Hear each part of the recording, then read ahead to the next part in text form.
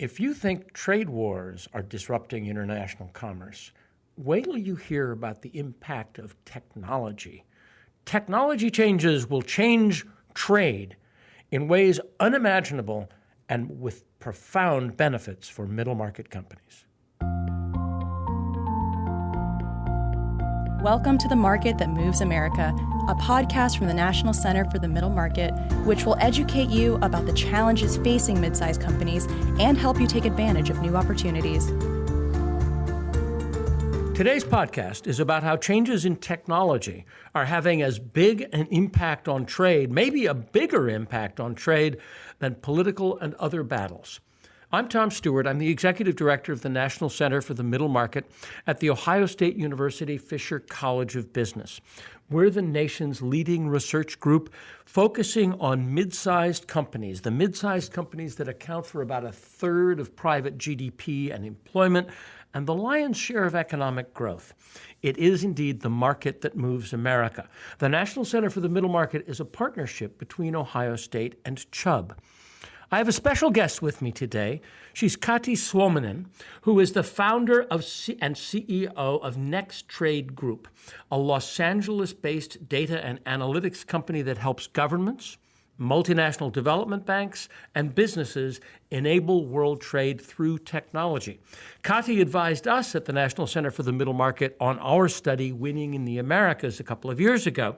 And she is the author and editor of 10 books on trade and economics, including her just released Revolutionizing World Trade, How Disruptive Technologies Open Opportunities for All, which Stanford University Press has just published. Kati, welcome to The Market That Moves America. Thank you very much. Thank you for having me, and great to reconnect after all the studies we did together.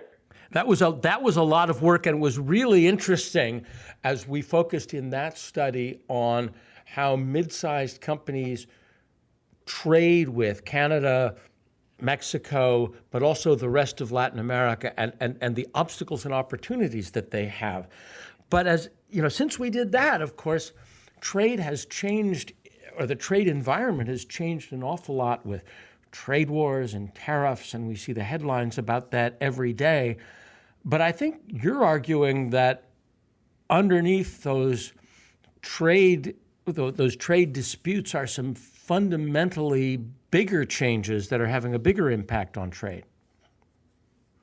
Yes, absolutely. So, I've started to realize that something big was happening in international trade and globalization about 6 years ago, when my company was working with a development organization called the Inter-American Development Bank that provides lending for Latin American governments to support their economic development. And we're working on a study to understand how we could enable Latin American companies and mid-sized companies in particular to export. And at the time, it was very challenging for firms in any one country to export. There's basically an iron law in international trade that only a small minority of firms export, and typically those firms are larger firms, and any one country's trade is mostly driven by the top 10% of largest firms. What we saw at the time was very interesting data coming out of eBay and their research of sellers on eBay platforms, which turned everything around that a trade economist like myself has known, which is that typically of U.S. companies, fewer than 5% export, and even on manufacturers, fewer than 20% export. But on eBay, what we saw is that online sellers, 96% of them had export activity, and they also exported to, say, 17, 18 countries on average. That's a huge difference, and I think in our studies of the middle market, we've seen the same thing. I think the number that we have from a study that we did with Brookings a couple of years before the study on Winning in the Americas was basically that 90% of middle market companies had entirely domestic markets, and of course some of them might be construction companies that might just work in one city or town, but that 90-10 ratio compared to more than 90% of people who used eBay did export. That's huge. Yes, absolutely. And that's what you see across the board, and particularly in large countries like the United States, where there's a huge domestic market that companies can sell into. But what we saw, starting with the eBay data and subsequently through surveys that my company has conducted around the world, and also surveys that are now emerging in the US on B2B companies that are manufacturers, for instance. Companies are increasingly using e-commerce, and they are using this, including in large markets like the United States, in order to engage in trade, and not just export, but also to gain access to a larger pool of imports. And this realization kind of 6 years ago led me to think about all kinds of other technologies like 5G and 3D printing and Internet of Things, big data, and machine learning, different kinds of techniques also for companies to harness digital tools and data, and what those would mean for globalization. And what I came to see is that by virtue of these technologies, the kind of paradigm of globalization as we've had it in our minds for the past 20, 30 years can be radically transforming. And in a way, when you look at the trade wars and the trade disputes, those kind of seem to be noise amid this great pattern of technological transformation that is enabling trade in different ways. Now, this is very much in the beginning, but I believe in the next 5 to 10 years, we will see some fundamental transformations as companies start to adopt 3D printing, as they are leveraging data more in order to optimize their operations and understand their customers, as the trade ecosystem, and we can talk about this more, as the kind of everybody who facilitates trade, shipping lines, ports, customs, are adopting new capabilities like blockchain to enable them to see and trace products that are circulating in global trade and reduce inefficiencies in their interaction. So I think like anywhere you look in the trade ecosystem and among companies, there's tremendous adoption of new technologies, a lot of experimentation, and I think this will lead to something very significant that is only starting to become coming to sight. So let me break it down a little bit and look at a couple of these individually. One of the things you think about, you mentioned eBay, and when I think of eBay and a smaller company, anything other than a giant company, one of the advantages of something like an eBay platform is that I don't have to build it, right? Instead of having, it gives me all kinds of platform capabilities that I can use regardless of the size of my company. So that would be one way in which a technology would open up.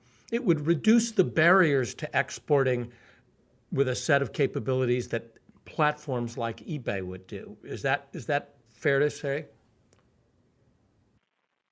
Yeah, absolutely. So, I'll give you a nice example of one eBay seller.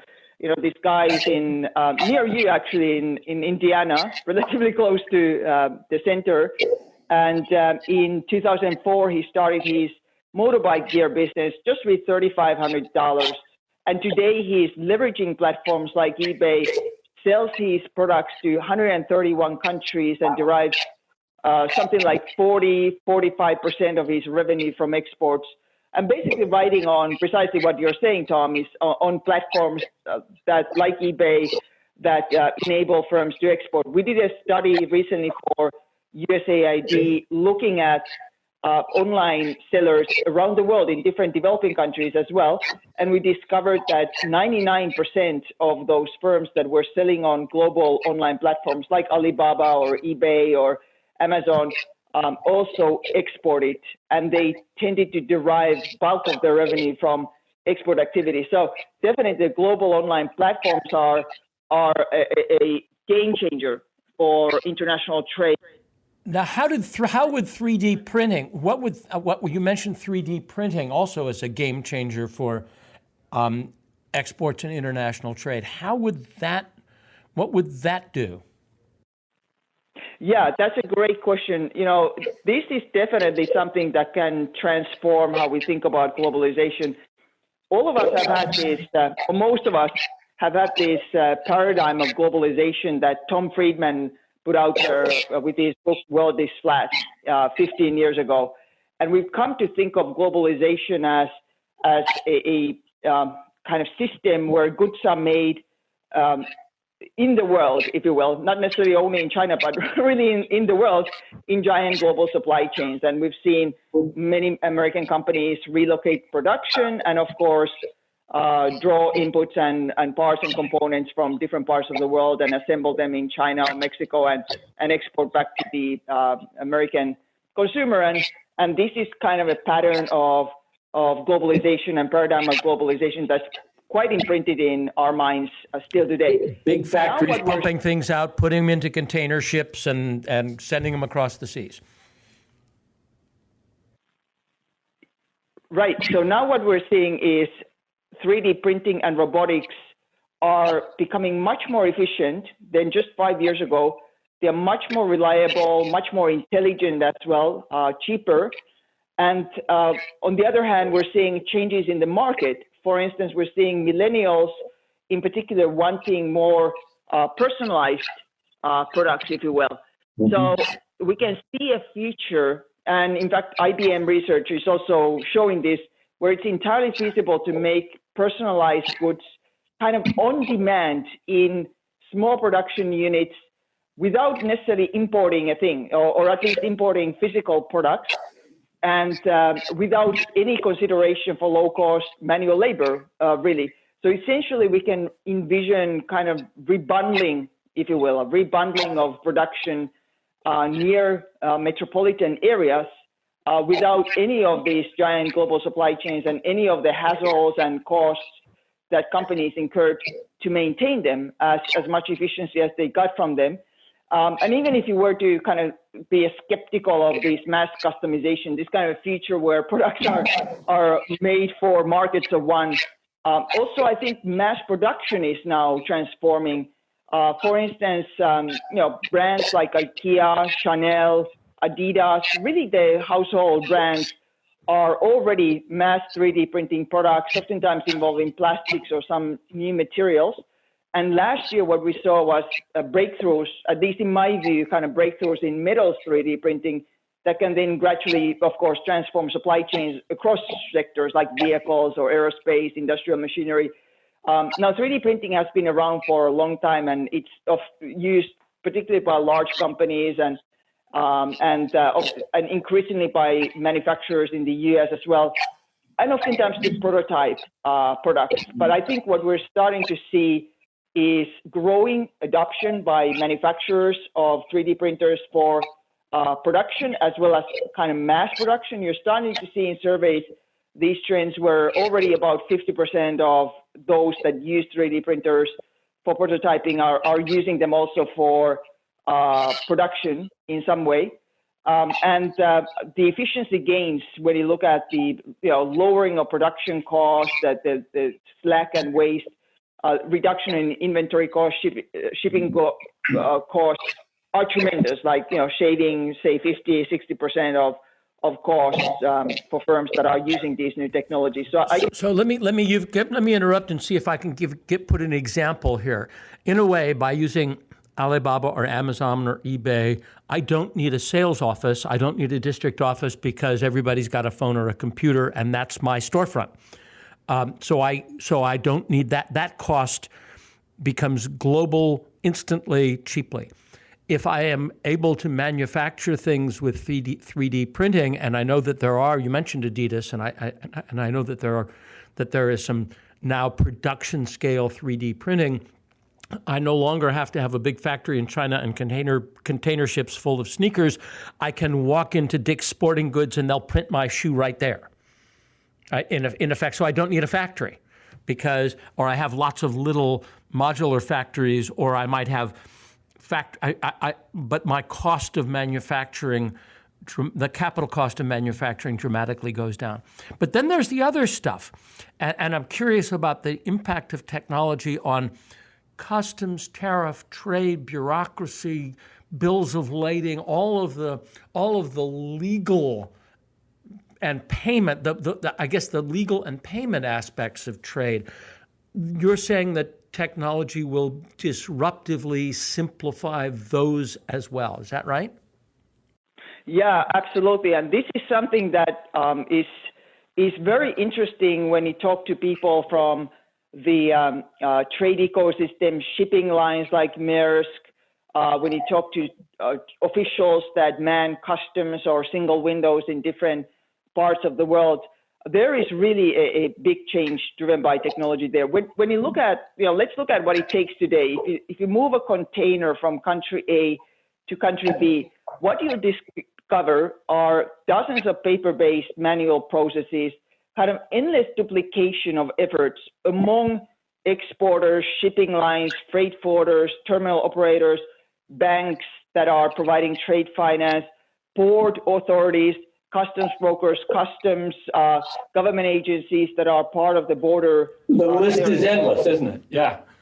Absolutely endless. And apparently, there's about 200 different transactions going on in this ecosystem. Not only are the different parts oftentimes still very paper-based, freight forwarders or customs, they want paper and they want signature and stamp, but the lack of interoperability among these players, when goods move and change hands and everybody has to know what's going on, they place a surcharge of 20 to 30% on world trade. Just the waste and slack in the lack of interoperability in trade. It resembles a little bit the American pre-electronic records healthcare ecosystem, where different parts need the same information, but you need to provide it many, many times. And trade is exactly like that.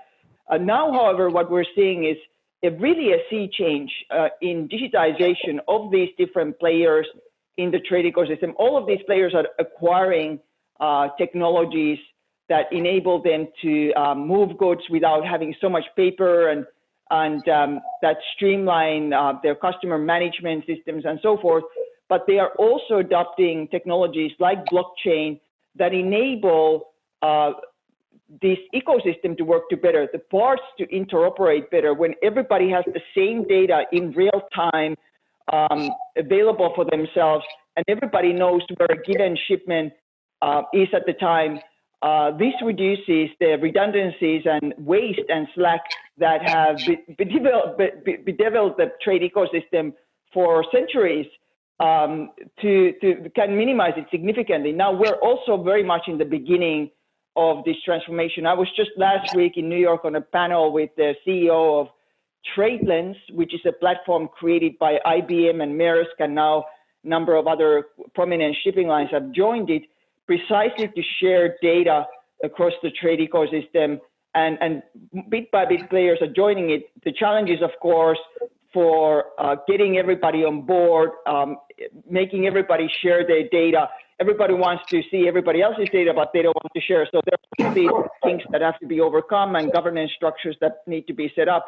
But it's definitely happening. And also what we're seeing in customs and single windows that bring together government agencies involved in trade processes is that around the world, particularly in developing world and in countries like Singapore and Korea, Mexico, these players have also made big digital transformation efforts recently and are using blockchain to trace the origin of products, to facilitate customs clearance, and to use, and also using artificial intelligence to, for instance, to forecast kind of customs fraud and get ahead of these kinds of fraudulent patterns in international trade, which are a real thing still to be reckoned with, particularly as e-commerce grows and there's more and more parcels that are coming through ports and customs, not just kind of containers from reliable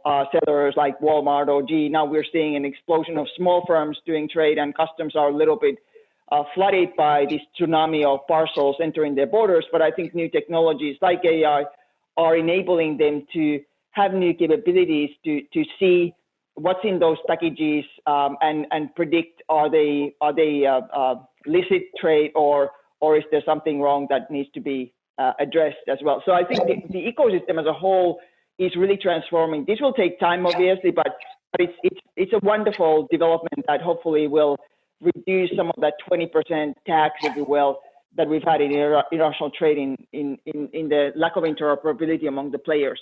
So Kati, I'm hearing three things, and I'd like you to sort of bring them home a little bit from the point of view of what an executive ought to be thinking about to get started. One thing I'm hearing is that in terms of trade, changes in production, like 3D printing and so on and so forth, changes in the way changes in the way you can produce stuff, dramatically reduce entry barriers to global markets. I'm hearing that changes in the way you sell stuff through platforms and so on and so forth dramatically reduce entry barriers to global markets. And I'm hearing that changes in technology in the way that you account for stuff and do the paperwork are dramatically lowering the barriers and the cost. So the world is much more available for a $50 or $100 million company or a $20 million company than it was before. Given that opportunity, it also means I'm going to get more competition globally too, right? So I can't, because it means it's open for everybody. But what do I do to learn to navigate this system? How do I get a grasp and say, this is what we're going to do to exploit this? Where would you start? Yeah, that's a great question. And absolutely, what I see is, companies are now much better able to make, move, and market goods and services around the planet than just 5 years ago, let alone 10 years ago.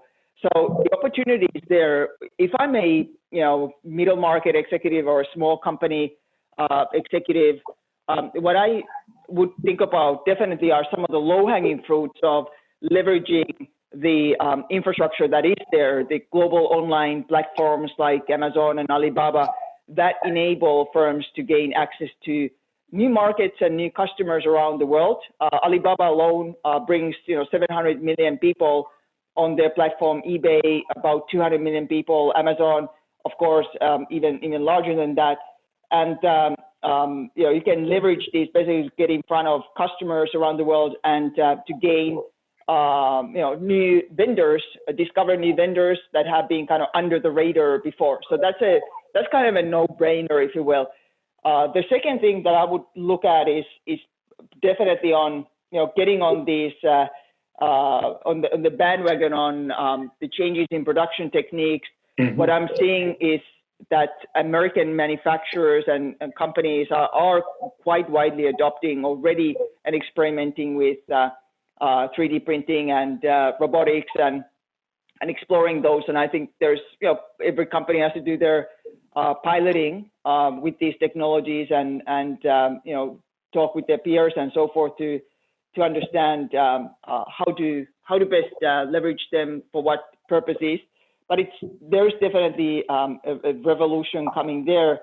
And then the third is, I would say, a lot of companies are already using these technologies. A lot of companies are leveraging data in a very intelligent fashion to gain new customers, understand their customer bases, retain their existing customers, and so forth.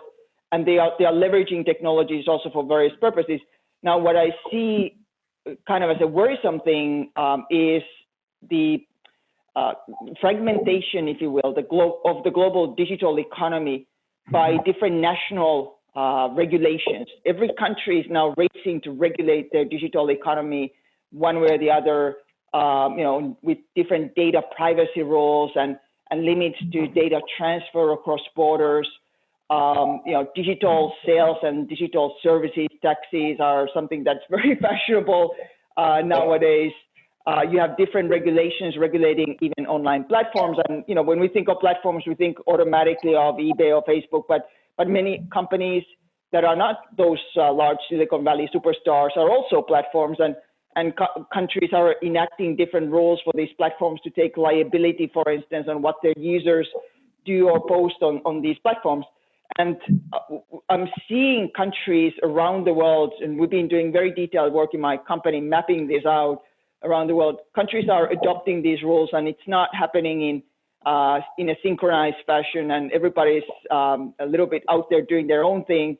And I think in the next 5 years, we have to go back and kind of seek to sort this out and harmonize regulations. So, if I'm an executive that is interacting with policymakers, I would definitely also make the point to policymakers that we need to have regulations and rules that enable us to play in the global digital economy and leverage technologies to engage in trade. Now that we have the wonderful opportunities in front of us and the technologies that enable us to truly be global players, we cannot squander this opportunity and have very divergent and complicated national regulations. And so there's a policy work also for companies to be done there. Right, to sort of keep it simple and avoid balkanization.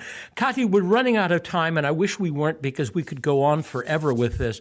But what I hear from what you've said is that these disruptive technologies are really opening more doors to, as you said, make, move, and market on a global basis, that middle market companies can take much more advantage of this than they could. It's much easier. It's reducing obstacles that kept them from international markets, that they should start by just doing stuff, getting their feet wet, and then learning what they're doing, and getting their feet wet with some of these platforms that allow access to markets, and then experiment with the technologies and keep the pressure on for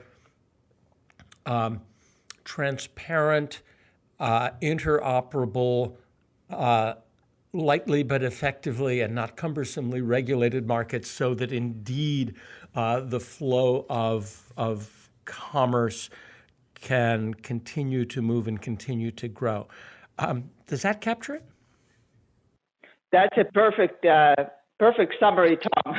Well, but a summary is only a summary, and your book, Revolutionizing World Trade, and people can learn more about it at a website with that title, www.revolutionizingworldtrade.com, can tell you a lot more about what Kati